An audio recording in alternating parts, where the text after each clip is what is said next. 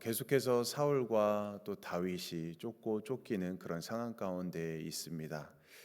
그동안 그런데 등장하지 않았던 이제 사무엘이 이제 갑작스러운 죽음을 맞이하게 됩니다. 그래서 오늘 말씀은 사무엘의 죽음으로 시작을 하게 되지요.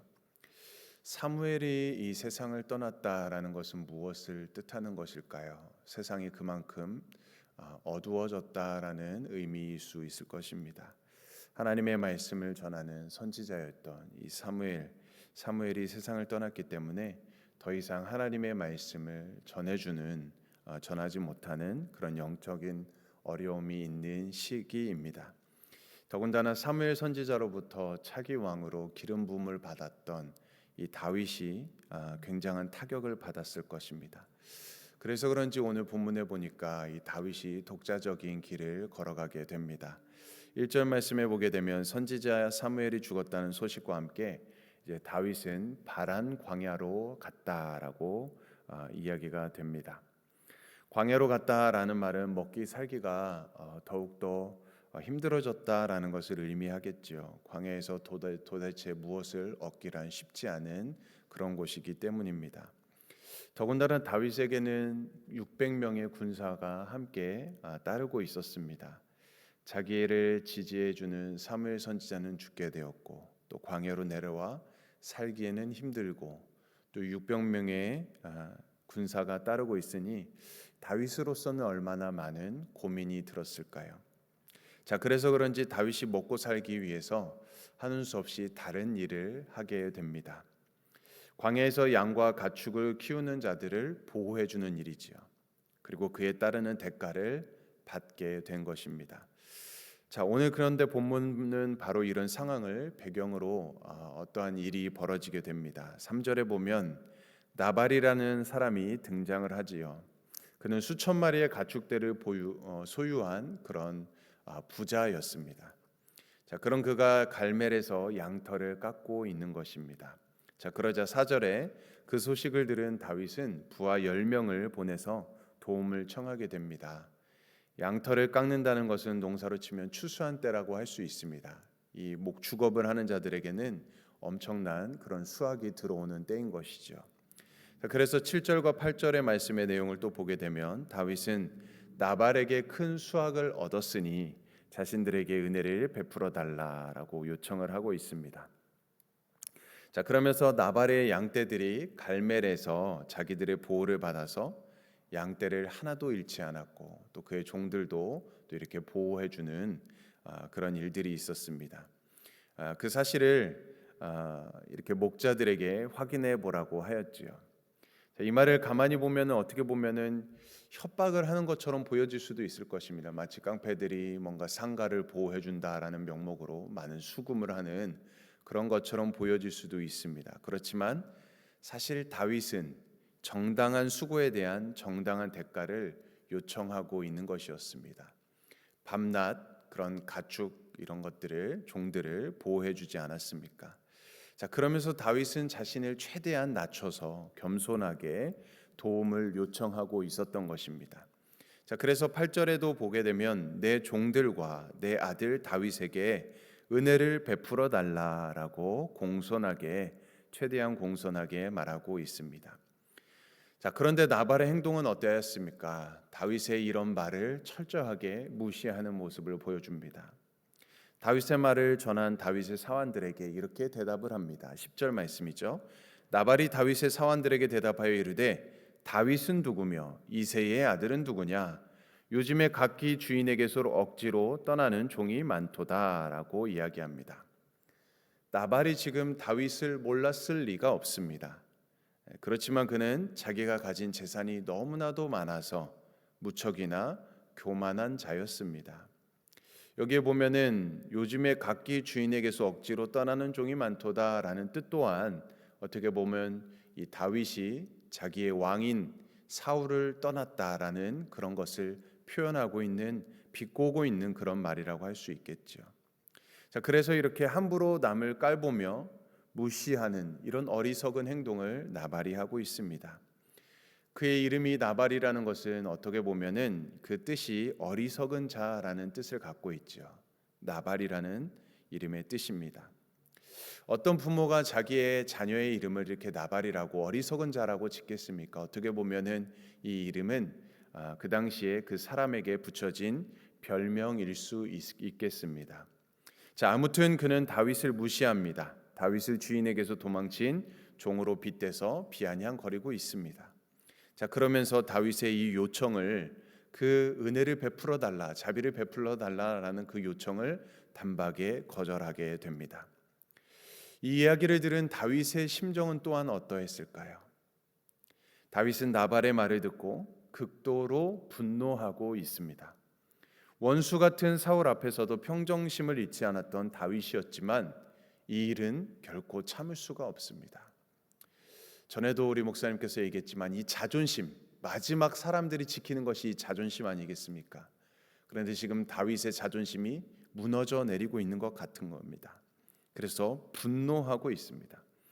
400명의 무장한 부하들을 이끌고 나발을 향해서 가고 있는 것입니다.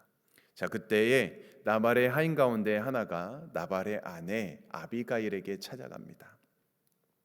나발에게 찾아가서 이런 이야기를 해봤자 듣지 않을 거라 생각했겠죠. 그래서 그의 아내 되는 아비가일에게 찾아가서 그대로 다 이야기를 합니다. 하인은 아비가일에게 나발이 다윗을 혼대했습니다. 그를 무시했습니다. 그리고 심지어는 자신들을 잘 보호해주고 가축들을 잘 지켜줬었는데 그런 일을 전혀 기억하지 못하고 오히려 다윗의 마음을 분노하게 했습니다. 이러한 일들을 다 자세히 이야기를 합니다. 그리고 또 다윗이 지금 400명의 군사를 이끌고 지금 이렇게 결심을 하고 오고 있다라는 것을 이야기합니다. 자, 그래서 지금 이 하인이 매우 객관적인 입장에서 이 사실을 다 전하고 있는 것이죠. 다윗의 무리들이 자기들을 선대했다는 사실도 다 이야기하였습니다. 자, 이제 그의 말을 들었던 아비가일은 어떻게 행동합니까? 그녀는 다윗의 분노를 풀고자 하였습니다. 그래서 18절과 19절의 말씀에 보면 다윗과 그의 일행들에게 줄 음식을 급히 장만하게 됩니다. 20절을 보면 그렇게 급히 준비해서 나가서 다윗 일행과 마주치게 됩니다. 어떻게 보면 정말 적절한 타이밍이었습니다. 조금만 늦었더라도 나발과 그의 집은 쑥대밭이 되었을 것이었습니다. 또 21절과 22절에 보게 되면 이때 이미 다윗이 복수를 다짐하고 나발의 집의 모든 남자들을 다 죽이겠다고 말한 이유였습니다. 이제 내일 말씀은 아비가일의 지혜로운 말로 다윗은 이러한 복수심을 내려놓게 되는 이야기가 이어질 것입니다. 자, 오늘의 말씀은 여기까지입니다. 자, 그렇다면 오늘은 우리의 이 말씀을 통해서 우리가 세 사람의, 어떻게 보면 크게는 이 세 사람이 등장하였는데 이 각기 다른 모습을 통해서 우리는 교훈을 얻게 됩니다. 어떤 교훈을 얻을 수 있을까요? 먼저 첫 번째는 어리석은 나발이었습니다. 나발은 다윗의 도움을 받았음에도 불구하고 다윗을 무시하고 조롱하는 모습을 보여줍니다. 어떻게 보면 이는 그가 많은 재물로 인해서 그 마음이 부유하고 교만해진 탓이기 때문이었을 것입니다. 자, 그렇지만 그는 교만하여 사람이 보이지 않고 하나님도 보이지 않게 되었습니다. 나발이 재물을 얻고 누리게 된 것은 세상의 만물의 창조주이시자 주권자이신 하나님의 크신 은혜의 결과였습니다. 그런데 그것을 깨닫지 못했던 것이죠. 비록 자신의 노력으로 큰 재물을 모으고 누리는 것 같지만 실상 그 이면에는 하나님의 크신 은혜, 하나님의 크신 도움이 있다라는 것을 그는 잊고 있었던 것입니다. 우리 또한 하나님께서 주신 그 은혜를 우리도 잊어서는 안 되겠지요. 모든 것은 다 하나님께서 베풀어 주신 은혜라는 것입니다. 자, 그러면 이를 바르게 사용하고 어려운 이들을 돕고 섬기는 데 사용하는 것이 마땅할 것입니다. 특히나 고대 근동에서 양털을 깎는 것은 깎을 때는 음식을 장만하고 또 잔치를 벌이면서 손님을 대접하는 것이 보편적인 것이었습니다. 자, 그런데도 나발은 자신을 도와준 다윗을 무시하는 처사를 벌이고 있습니다. 자, 그의 모습은 마치 예수님이 비유로 말씀하신 어리석은 부자의 모습을 연상하게 합니다. 그는 자기의 욕심과 이기심에 빠져 있었던 자였습니다. 자신밖에 모르는 사람이었습니다. 그는 자신에 대해서 재물을 쌓아둘 줄만 알았지 하나님의 뜻을 생각하지 않았습니다.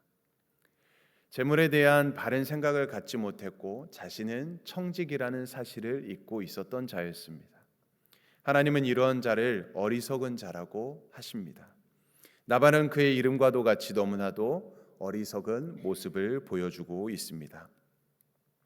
자, 그다음으로 또 우리는 다윗의 행동을 유심히 생각해 보아야 되겠지요. 지금까지 다윗은 어떤 감정의 동요도 없이 잘 인내하고 참아왔던 그런 모습을 보였습니다. 그런데 오늘 본문에서 다윗은 분노하고 있는 모습을 비춰줍니다.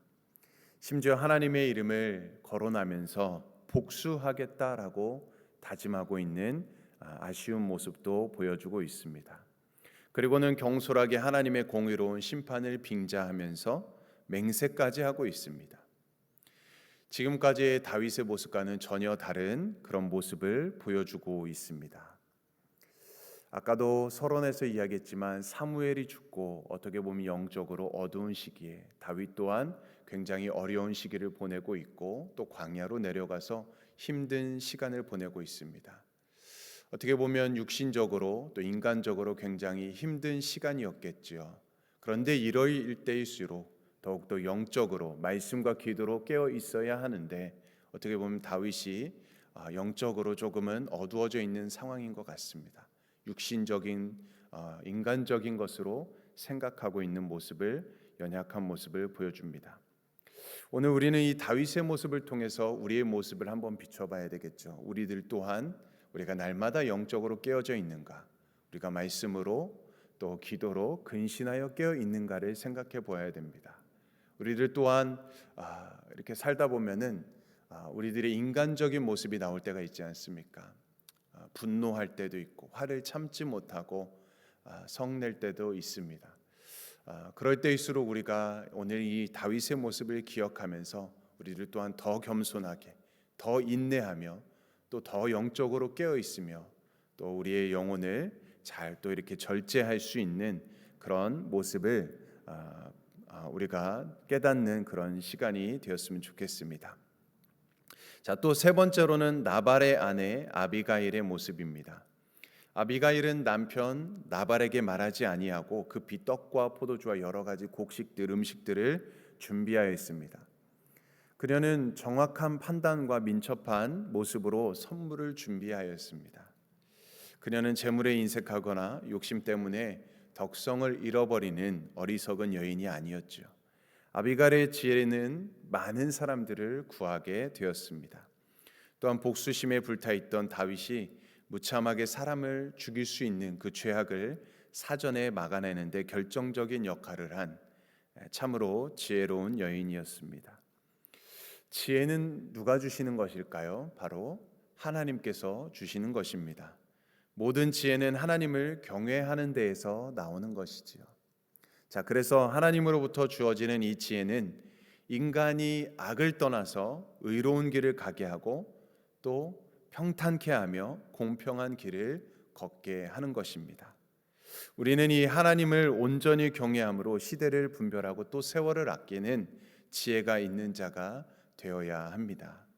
사랑하는 성도님들, 그러므로 오늘 말씀에서 보는 대로 나발과 같이 욕심과 이기심에 사로잡혀서 교만하거나 또 어리석은 자가 되지 말며 또 다윗처럼 또 너무 감정을 절제하지 못하여서 죄악을 행치 아니하도록 또 분노하지 아니하도록 우리가 항상 영적으로 말씀과 기도로 깨어 있기를 바랍니다. 또한 아비가일처럼 하나님을 늘 경외함으로써 하나님의 참된 지혜를 가지고 정말 하나님 지혜롭게 살아가는 저와 여러분들의 삶이 될 수 있기를 주님의 이름으로 간절히 축원드립니다. 아멘. 우리 함께 기도하겠습니다. 사랑과 은혜가 풍성하신 하나님 아버지, 오늘도 말씀을 통해서 저희들에게 깨닫는 은혜를 또 교훈을 주시니 감사합니다. 다윗이 분노로 칼을 들고자 했던 장면 속에서 저희들 또한 마음의 분노와 욕심을 따라 행동할 때가 많음을 고백합니다. 주님, 우리의 감정이 앞설 때에 성령께서 우리를 붙들어 주시고 지혜를 주셔서 하나님의 뜻을 따르게 하여 주시옵소서. 나발처럼 교만과 어리석음에 사로잡히지 않게 하시고 늘 말씀과 기도로 겸손히 서게 하여 주시옵소서. 또한 아비가일처럼 화평을 이루는 자, 지혜롭게 중재하는 자가 되게 하셔서 우리의 삶을 통해 하나님의 나라와 하나님의 영광이 드러내게 하여 주시옵소서. 오늘 하루도 우리의 길을 지켜주시고 시험과 유혹 가운데서 주님만을 의지하게 하시고 모든 분노를 내려놓고 하나님의 공의와 사랑을 신뢰하는 믿음의 백성으로 살아가게 하여 주시옵소서. 모든 은혜에 감사드리며 예수님의 이름으로 간절히 기도드립니다. 아멘. 오늘은 우리 방글라데시 다스자라드리스파, 태국 박윤식, 박명순 선교사님, 라오스 최춘호 선교사님을 위해서 함께 기도해 주시기 원합니다. 또 오늘 있을 제자반, 또 제자반들을 위해서 기도해 주시고 또 다가오는 우리 주일 예배를 위해서도 함께 기도해 주시기 바랍니다. 또 우리 각자 생각나는 개인의 기도 제목, 또 가정, 또 우리 교회, 또 이 나라 민족, 세계와 열방을 위해서 이 시간 우리 함께 주님의 이름만 외치며 간절히 기도하겠습니다. 주여